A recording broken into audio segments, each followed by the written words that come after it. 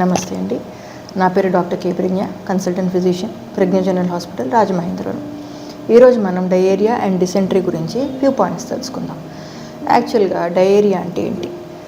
Diarrhoea అంటే మామూలుగా మా మెడికల్ భాషలో 200 ml వరకు ఫ్లూయిడ్ కనుక మీరు రోజు మొత్తంలో విరోచనాలు వెళ్తే దాన్ని డయేరియా అంటాం.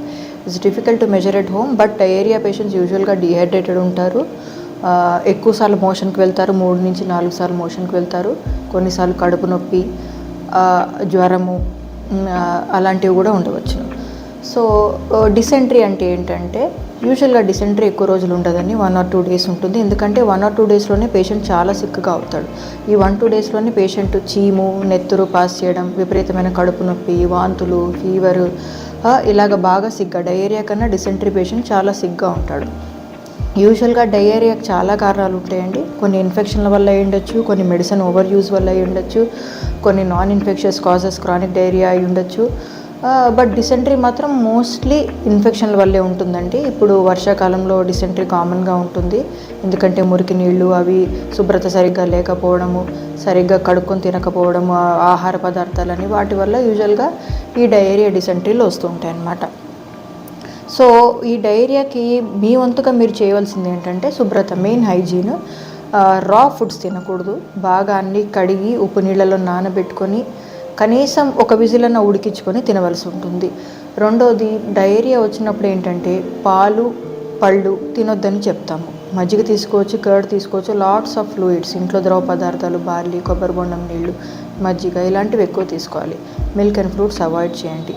సో మీరు మంచినీళ్ళు తాగగలుగుతున్నారు, మోషన్స్ ఇంట్లో తగ్గాయంటే యూజువల్గా మంచినీళ్ళు హైడ్రేషన్తోనే డయేరియా తగ్గుతుందండి. అన్లెస్ అండ్ అంటిల్ చాలా ఇన్ఫెక్షన్ ఉండి విరోచనాలు అలా కంటిన్యూస్గా అవుతున్నాయి అంటే అప్పుడు డాక్టర్ దగ్గరికి వస్తే డాక్టర్ ఫ్లూయిడ్స్ పెట్టి స్పెషల్ యాంటీ డయేరియల్ మెడిసిన్స్ ఉంటాయండి, అవి ఇస్తారు.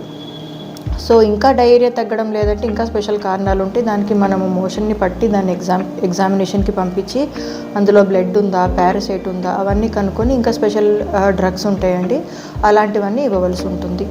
సో దీంట్లో మనము ప్రత్యేకంగా తీసుకోవాల్సిన జాగ్రత్తల గురించి మాట్లాడుకున్నాం. ఇందులో భాగంగా ఒక ట్రీట్మెంట్ ఉంటుందండి, దాన్ని ఓరల్ రీహైడ్రేషన్ సొల్యూషన్ అంటాము. ఇది శాచెట్స్ రూపంలో దొరుకుతుందండి. సో ఇది మనము వాటర్లో కలుపుకొని తాగవలసి ఉంటుంది. That is ideal medicine actually.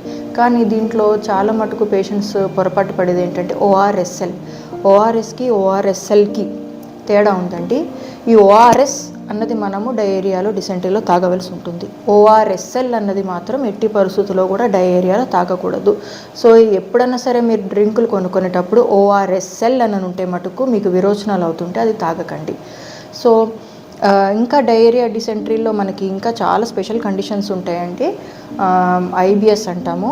అంటే చాలామందికి కొన్ని నెలలుగా, 2-3 నెలలుగా అస్తమాను మోషన్కి వెళ్ళాలనిపించడం, మోషన్ రాకపోవడం, బాగా కడుపు పీకుతున్నట్టు ఉండడం, ఇలాంటివన్నీ ఉంటాయి.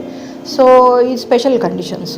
సో మీరు ఎప్పుడన్నా మీరు ఇలా విరోచనాలు తగ్గట్లేదు, ఇబ్బంది పడుతున్నారంటే మటుకు సొంత వైద్యం మానేసి మీ ఫిజిషియన్కి కన్సల్ట్ చేయండి. Thank you.